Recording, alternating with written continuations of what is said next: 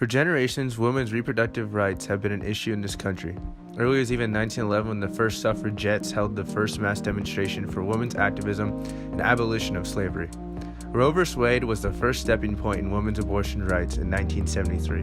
Why this case is so important is because the state of Texas denied Roe of an abortion and claimed it unconstitutional to do so. With a 7-2 vote, the Supreme Court sided with Roe, and indeed, women should have a right to their own healthcare privacy.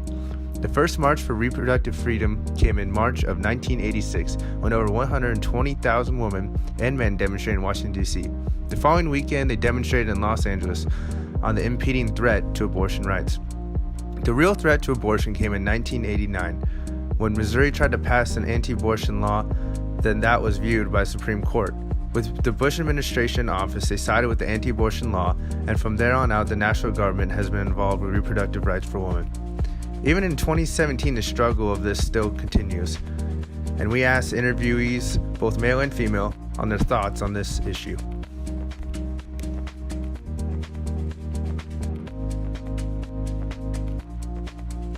Individually, I think respecting women and their decisions, even when we don't always agree with it, because it is very personal and on a case-by-case basis. I don't think it's black and white at all. I think listening to women, hearing their concerns, and valuing women.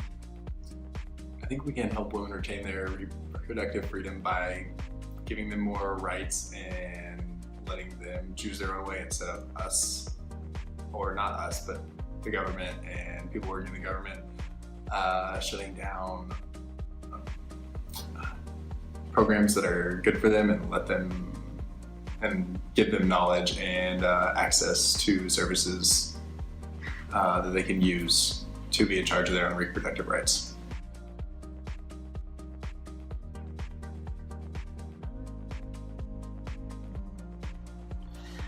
I think by pushing female represented or senates in all states to make to give them to become a decision maker and impose what's called state local law to a federal law to encourage women to gain more position or gender equality within the state.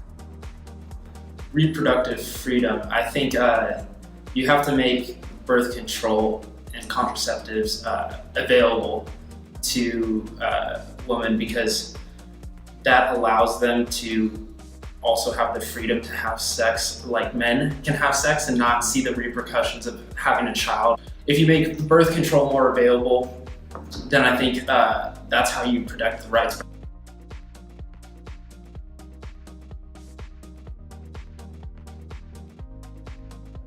Reproductive freedom is a huge part of feminism because it's a basic right that we should be afforded, that we should have by this point. And the fact that we don't obviously shows that we're not equal to men. When there's Viagra for men, but not an equivalent for women, when there obviously should be, even the studies that go into female sexuality is not the same as men. And that's inequality.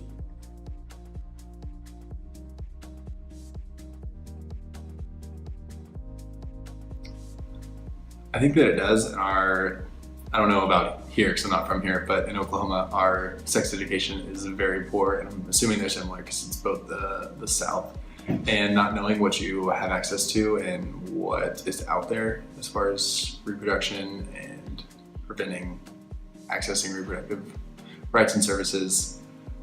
If you don't know about them, you can't use them. Definitely. I think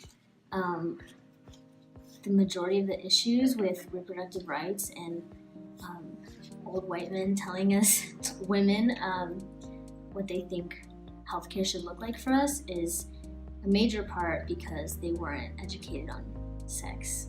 Sex ed is not required in all states, and I think that's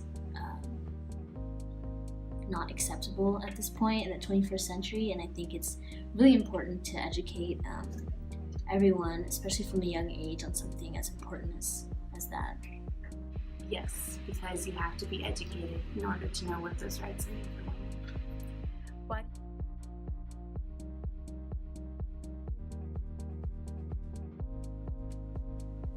I don't think it's something that's advertised nearly as much as it should be.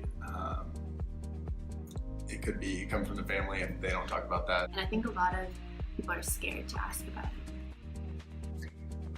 I think women are getting unreliable information because A, people aren't educated, and B, there's ulterior motives, I think. A lot of religious views go into that, and people think that they can dictate other people's rights based on what they believe and their values, even when it's not someone else's values. And I think that definitely needs to change, and I think there needs to be respect on both sides for their point of view, whether it be religious or not. I think it's valid both ways, but when you let it impede on someone's healthcare, I think there's a hard line, a hard stop there.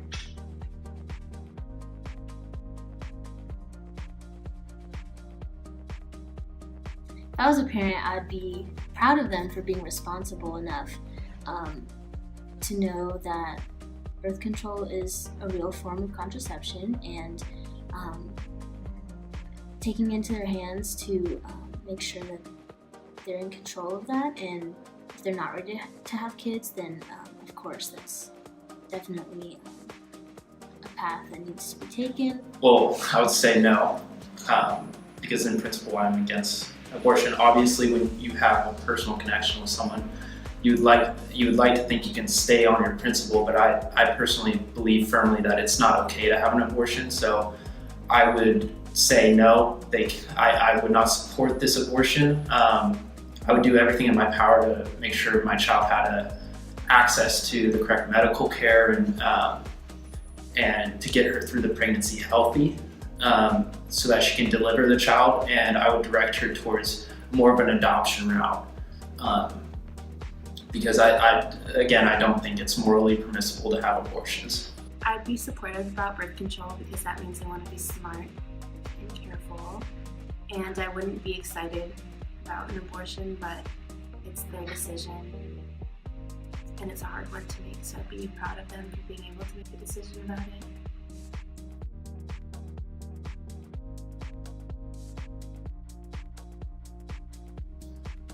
I would say so, just because I don't think enough youth understand what happens in sex and how to do it safely. And if you don't understand how to correctly have sex and do it the right way, then you're definitely more susceptible to having a child unplanned. So I think if you have people more informed about how to do it the right way, that'll lead to less teen pregnancies and less unplanned pregnancies, because people know what they're doing. Yes, because they're not being educated and they don't know what questions to ask or what answers to look for. Absolutely.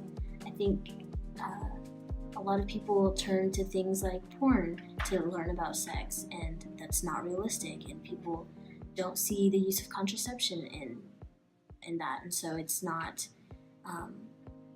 something that's taught, and it really needs to be, because people are going to continue to have sex. Teenagers are going to continue having sex whether we teach them or not, and so we might as well teach them safe ways of doing it. Although it is clear that women's reproductive rights have come a long way from where they began in 1911, it is also evident that the female sex still has a long way to go in order to gain full control over their body's reproductive organs.